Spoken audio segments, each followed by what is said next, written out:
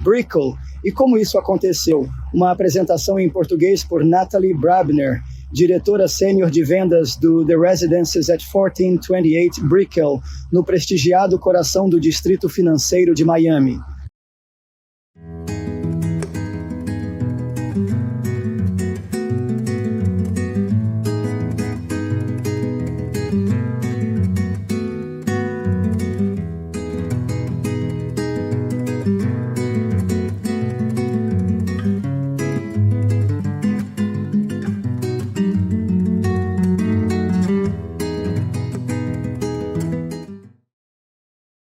Já dá para ver várias imagens de prédios que não tinham atualmente. E hoje a gente tem vários projetos novos propostos para essa área, então a expectativa para o Skyline em 2034 seria essa aqui.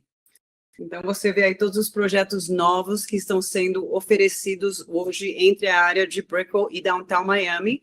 O último ali mais alto do lado esquerdo da tela, logo abaixo da Brickell Magazine, é o 1428, que é o projeto que hoje eu estou representando, né? Mas antes da gente falar do empreendimento, eu quero falar um pouquinho do mercado. As minhas últimas viagens ao Brasil, eu ouvi muita gente ainda com receio de que há uma bolha no mercado imobiliário de Miami. Então, eu fiz uns slides ali para mostrar que como não tem bolha, né?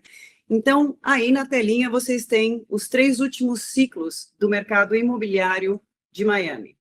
Né, o ciclo atual, que começou em 2021, que foi logo no começo da pandemia, até agora, 2025. Você tem o ciclo anterior, que foi de 2012 a 2020, e você tem o ciclo da bolha, que começou em 2001 e foi até 2010. Se vocês compararem esses 3 números, vocês conseguem ver que no ciclo inicial, que foi o ciclo da bolha, que quebrou o mercado financeiro mundial, a gente tinha um total de 275 novos empreendimentos no mercado, para um total de 58.953 apartamentos sendo oferecidos. Realmente, era uma quantidade exorbitante de apartamentos, e assim, eu sei que ninguém previu a bolha estourar do jeito que estourou, mas se você só olhasse os números um pouco mais de perto, dava para dar um receio que tinha realmente um excesso de oferta de apartamentos novos no mercado. Chegou 2010, depois da bolha, começou a se recuperar, vários brasileiros vieram para Miami aqui em 2010 e eles começaram a comprar esses apartamentos da incorporadora que estava aí, né, pendurada pelo pescoço, e eles estavam comprando esses apartamentos com 30%, 40% de desconto. Então, no final de 2010 até 2012, a gente começa um novo ciclo, porque o mercado começou a esquentar no final de 2010, então 2012 começa um novo ciclo, onde as incorporadoras que tinham projetos na prateleira para lançar, colocaram os projetos no mercado. Esse ciclo durou de 2012 a 2020, né? Ele foi um mercado super forte de 2012 até 2015. Na segunda metade de 2015, a economia americana ficou forte, e com a economia americana forte, o dólar ficou caro e a gente perdeu os nossos clientes sul-americanos, que eram antigamente a maior força por trás do mercado de imóveis de luxo em lançamento no sul da Flórida. Essa situação mudou um pouquinho depois da pandemia, a gente vai falar isso um pouco mais para frente. Mas de 2012 até 2015, o mercado forte, 2015, ele deu uma desacelerada pelo fator do dólar estar mais caro. E aí, até 2020, as nossas vendas estavam um pouco devagar, né? Não era um mercado acelerado, não era um mercado forte. Aí o que aconteceu? A gente entra no ciclo atual, que começou em 2021. De um mercado desacelerado até o final de 2020, quando chegou 2021 e teve a pandemia, o mercado aqui acelerou de uma forma incrível, né? Foi uma coisa que também ninguém previu, que ia acelerar da maneira que acelerou, ficou um mercado super forte. E aí, novamente, todos os incorporadores que tinham projetos na prateleira, esperando o momento certo de colocar esse projeto no mercado, eles começaram a colocar esses projetos no mercado e começaram a vender, e é o ciclo que a gente está atual. Então, no ciclo atual, você tem um total de 121 projetos em lançamento. Isso aí eu falo desde essa área sul, aqui, né, dos Keys, do sul da Flórida, até Palm Beach, tá? Então, você inclui o condado de Miami-Dade, você inclui o condado de Broward e você inclui o condado de Palm Beach. São 121 projetos com um total de 25.410 residências sendo lançados. Então, para as pessoas que achavam que tem bolha, atual no mercado de imóveis em lançamento em Miami, já dá para comparar que os dois números, o número do ciclo de 2001 a 2010 e os números do ciclo atual, eles são completamente diferentes. A gente tem menos da metade de apartamentos no mercado, tá? Então, só pelos números de oferta, você vê que a oferta não é tão exorbitante quanto a oferta que a gente teve no começo do ano 2000. Outro detalhe super importante é o fato de essas propriedades já terem começado a construção ou não. Por que isso é importante? Porque se eu não comecei a construir ainda o meu empreendimento, você compra uma unidade hoje no papel, você vai ter que esperar uns 5 anos até você poder ocupar essa unidade, alugar essa unidade ou revender essa unidade. E aí muita coisa pode acontecer, né? Vai que quebra o mercado, acontece alguma outra coisa, a gente tem uma guerra, então a gente não sabe como isso afeta o mercado. Então, desses 121 projetos novos em lançamentos propostos, somente 21 deles já começaram a construir, tá? O 1428 Brickell, a gente começou a construção final do ano passado. Então, isso é muito importante, porque dessas 25.410 residências propostas, você tem já com uma data certa de entrega somente 4.000 delas, tá? Então, a oferta que parece ser alta, não tão alta quanto o começo dos anos 2000, não é tão alta assim, porque até esse empreendimento começar a construir, você não tem uma data certa para você poder ter qualquer uso dessa unidade ou qualquer lucro com essa unidade, né? E aí está a distribuição desses 121 projetos, empreendimentos novos e aonde eles estão localizados. Então, os pontinhos rosas na sua tela são os condomínios tradicionais. Condomínios tradicionais são aqueles que têm restrição na política de aluguel. Por exemplo, o 1428, ele é um condomínio tradicional, ou seja, você só pode alugar o seu apartamento no máximo 2 vezes ao ano por um mínimo de 6 meses. A gente não permite aluguel semanal, aluguel diário, porque a gente sempre, como somos um projeto de luxo exclusivo, a gente sempre vai querer proteger as pessoas que moram aqui de forma permanente. E os pontinhos em azul na sua torre são aqueles short-term rentals, são aluguéis de curta temporada, aqueles que você pode alugar via Airbnb, seja como for. Se você for olhar a distribuição de projetos, a gente tem 84 projetos novos de condomínios tradicionais, como as residências 1428 Brickell, e você tem somente 37 de projetos de Airbnb. Agora, se você for olhar a oferta de números de apartamento, é quase igual, são 12.000 em cada um. Mas, Nathalie, por quê? Porque os short-term rentals você só tem 37 com 12.700 apartamentos e nos condomínios tradicionais você tem 84 empreendimentos com as mesmas 12.600 unidades. Porque os projetos de curta temporada, eles são muito mais densos, né? As residências 1428 Brickell, por exemplo, a gente só tem 195 apartamentos, o que para os padrões da Brickell é considerado boutique, né? Não comparado com os empreendimentos de luxo no Brasil, que são um apartamento por andar numa torre de 20 andares. Né? Aqui, na Brickell, qualquer empreendimento com menos de 200 residências é considerado boutique, é considerado mais privado, mais exclusivo. Esses outros projetos de curta temporada, eles começam com 500 residências, alguns deles chegando até passar 1.500 residências. Eu acho que o novo da Mercedes-Benz, que permite aluguel de curta temporada, por exemplo, você tem 1.000 e tantos apartamentos, tá? Então, essa aí é a diferença entre os dois, e aí você vê a concentração de onde estão distribuídos todos esses empreendimentos, tá? Bastante construção nessa área da Brickell, Downtown Miami e Edgewater, por quê? Por isso que eu falei, é a área que está com o crescimento mais rápido hoje em Miami, porque a gente tem muitas corporações americanas que eram sediadas em Nova York, em Chicago, em Boston, que estão mudando as headquarters deles aqui para Miami, tá? Então, aqui a gente já viu o que a gente tem de oferta no mercado, são 121 empreendimentos novos, num total de 25.410 residências, somente 4.000 delas já começaram a construir e já tem uma data de entrega prevista para você poder usufruir desse apartamento. Então, a gente já viu a demanda, a oferta como é que está, não é uma oferta tão alta como a época que a gente teve a bolha econômica, então realmente não tem bolha. Mas para se certificar mesmo que não tem bolha, vamos olhar como é que está a demanda, tá? Demanda. Nathalie, antes da gente até falar em demanda, o que é melhor eu comprar para investir em Miami? É melhor eu comprar um apartamento de curta temporada ou um condomínio tradicional? Eu vou falar para você que não tem uma resposta certa, depende. tem dois fatores que vão influenciar muito, tá? Primeiro, quando você tem esses condomínios tradicionais, geralmente o preço de compra, o valor deles é mais alto, porque são apartamentos maiores, feitos para quem vai passar mais tempo aqui, né? E o preço deles é mais alto. Quando você está falando de condotel, você vai ter uma oferta maior de estúdios, apartamentos de um dormitório, são residências menores, então o seu valor de entrada nesses condomínios de curta temporada, de condotel, eles são um valor mais baixo. Então, um primeiro fator que vai afetar se você tem que escolher um projeto de curta temporada, um condomínio tradicional, é o valor que você quer investir, tá? Agora, você tem que considerar também o valor desse apartamento na revenda.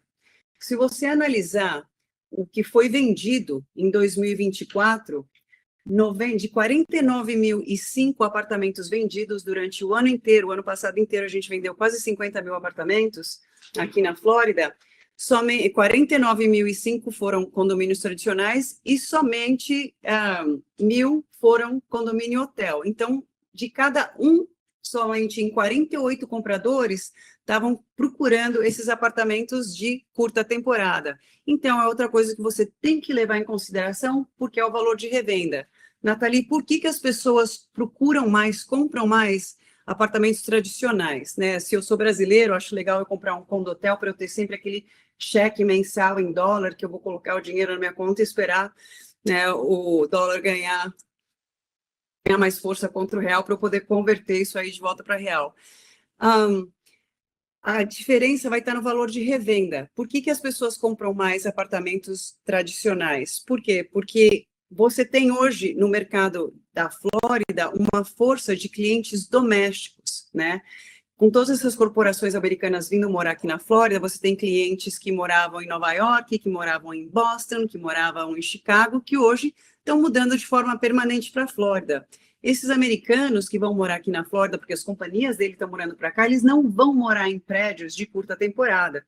Eles vão morar em condomínios tradicionais, porque eles estão mudando aqui com a esposa, com os filhos, e eles querem ter uma privacidade, tá? Então, por isso que a demanda por condomínios tradicionais hoje na Flórida é de 98%, e a busca por condomínio hotéis são somente de 2%. Então, duas coisas que tem que levar em consideração quando você está decidindo se você vai comprar um condomínio tradicional ou um condomínio hotel, é qual é o uso que você vai estar fazendo desse apartamento, quanto você espera valorizar, quanta urgência você vai ter na revenda desse apartamento, e aí você faz a melhor decisão para o seu budget, né? Continuando na parte de demanda. A Flórida, em 2024, teve o crescimento populacional recorde da história da Flórida. Mudaram para a Flórida 1.280 pessoas por dia, tá? Isso aí é o crescimento populacional diário da Flórida, em média, durante 2024. É recorde. No ano 23 eram 1.000 pessoas por dia, e aí você vê todo o resto do gráfico, tá? Por que isso é importante? Esse número é a sua demanda por residências na Flórida. Então, 1.280 pessoas mudam para a Flórida permanente todos os dias. Esse número vai desde os Keys até a parte norte da Flórida, que a gente chama de Panhandle. 25% desse número, que dá quase 300 pessoas por dia, eles vêm morar na área de Metro-Dade, que inclui Brickell e Downtown. Tá? Então, isso aí é demanda de residências diária. Esse número, para vocês terem ideia da demanda de apartamentos hoje na área da Brickell, esse número ele não inclui pessoas que estão comprando apartamento aqui para investir ou pessoas que estão comprando apartamento de veraneio. Isso aí é pessoa que faz como eu fiz há 25 anos atrás, que vim de Malicuia para morar nos Estados Unidos. Então, realmente, a demanda por residências hoje na Flórida é incrível, especialmente quando você considera a área da Brickell, que é a área de maior densidade populacional da Flórida. E por que isso está acontecendo? Vários motivos. A pandemia deu uma mudada, um shift no polo econômico dos Estados Unidos, tá? Então, hoje, considerando aqui o começo de 2025, você tem 219 Fortune 400 e Fortune 500 companies que estão mudando a sede delas para Miami, tá? É as sedes. Para cada uma dessas essas empresas Fortune 400 e 500, você tem um monte de empresas menores satélites que vem atrás dessas empresas maiores, porque elas prestam serviços a essas empresas maiores. Então, se você for considerar realmente o número total de companhias mudando para a Flórida, é bem maior do que 219. E por isso você está tendo uma demanda por residências e um crescimento populacional tão alto, né? Aqui você tem alguns exemplos de empresas que eram sediadas em Nova York, Chicago, Boston e outros lugares dos Estados Unidos, todas elas que estão mudando para Miami. Microsoft, a Goldman Sachs, a Citadel. A Citadel eu sempre gosto de mencionar, né? O Ken Griffin da Citadel, ele vai construir a headquarters da Citadel a 2 quarteirões da onde está localizado 1428 Brickell. E se você começar a fazer pesquisa mesmo na internet e for ver o que o Ken Griffin está comprando na Brickell, todos os sites que ele consegue colocar a mão dele aqui na Brickell, ele está comprando. Existe até um empreendimento que é construído solares na Brickell, que está exatamente localizado atrás do site onde ele vai construir o headquarters do Citadel. É um prédio de apartamentos privados que foi construído na época de 2008. Hoje você entra naquele prédio para olhar revenda, oferta de revenda, não tem nenhum apartamento, porque qualquer apartamento que é colocado à venda naquele prédio, antes dele chegar no mercado, o Ken Griffin já vai lá com a empresa dele e compra, porque a ideia dele é comprar a maior parte desse empreendimento, 80% dessas unidades, e aí ele vai derrubar o prédio e vai construir uma extensão do headquarters dele, tá? Então, assim, muita coisa legal acontecendo na nossa área. Eu gosto de mencionar esse artigo aqui também da Bloomberg, que ele está falando que os números contam uma história, porque é a primeira vez na história dos Estados Unidos que 6 estados do Sul, que incluem a Flórida, Texas, Georgia e a Carolina do Norte, Carolina do Sul e o Tennessee, eles estão contribuindo mais para o produto interno bruto americano do que a área do norte, que inclui Washington, Nova York e Boston, tá? Então, isso aí é a primeira vez na história dos Estados Unidos. Isso é muito importante, gente. Isso aí é o potencial de business, de entretenimento, de valorização de imóvel que está hoje a Flórida. E eu gosto também de mostrar também que não somos nós só brasileiros que hoje gostamos da Flórida. Você tem um monte de bilionários hoje morando na Flórida, né? O Jeff Bezos mesmo é outro que está vira e mexe, está aqui. Outro dia, semana passada, eu fui num restaurante, ele estava lá com a noiva dele, o Ken Griffin mudou para cá. Você tem o Larry Ellison, que é que comprou uma mansão em Palm Beach, na Flórida, do Oracle, Paul Singer. Então, várias pessoas de hedge funds, seja de Chicago, seja de Nova York, todos eles mudando para a Flórida, e por vários motivos, tá? É lógico que não ter o imposto estadual é um super atrativo, mas o clima é atrativo, o estilo de vida é atrativo. Então, assim, a Flórida realmente hoje está em evidência no mundo inteiro e o maior exemplo disso é a quantidade de bilionários mudando para a Flórida, tá? E agora, eu dou as boas-vindas a você ao empreendimento 1428 Brickell.